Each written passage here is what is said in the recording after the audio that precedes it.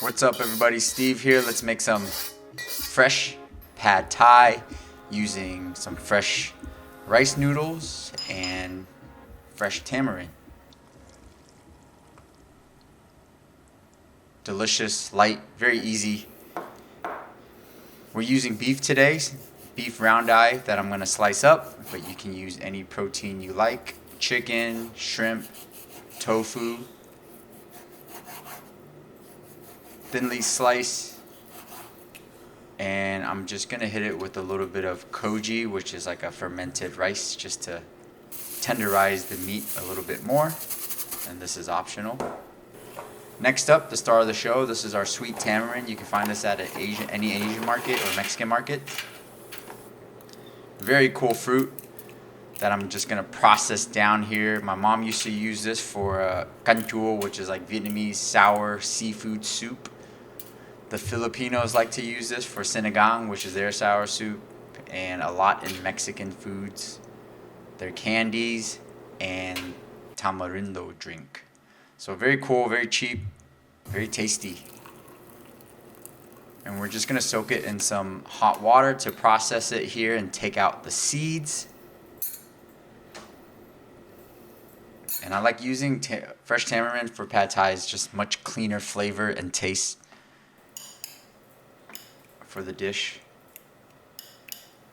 Just mash it up here, and this is our palm sugar, which is just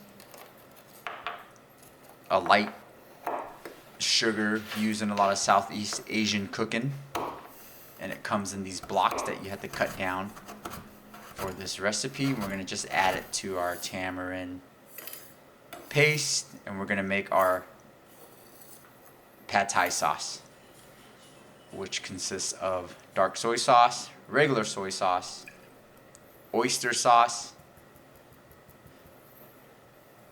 and fish sauce to bring everything together. A little sweet, a little umami, a little color.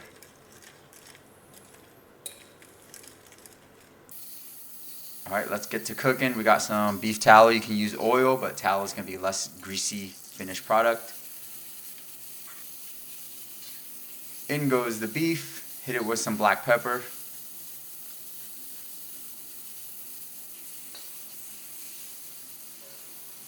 You don't have to cook it all the way, and take it out of the pan.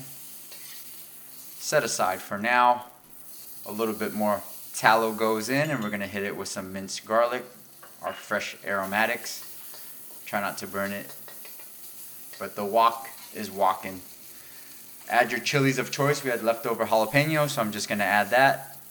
A little bit more oil, and we're going to add our fresh rice noodles. Since these are already kind of cooked, the cooking time is much less than the half-cooked version you would find. And in goes our pad thai sauce. You can see that the noodles came out a little light, so if you want a little bit more color, you can add more dark soy sauce, but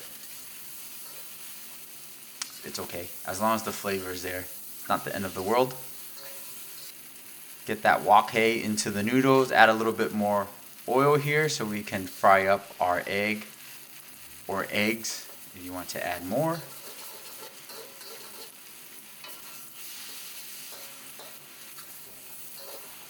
Do your best to not break up the noodles, and then we're going to add our green onions, some garlic chives from Mama Chow's garden. Back goes in our beef. Give that a quick mix.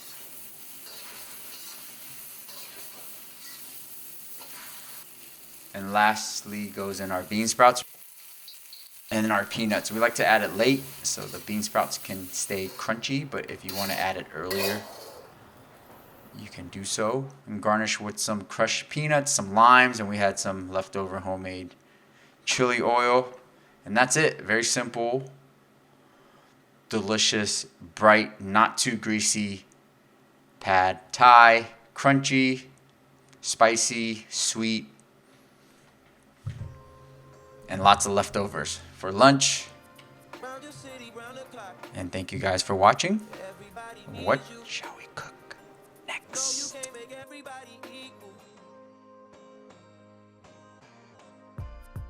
know you got buku family. You don't even got nobody.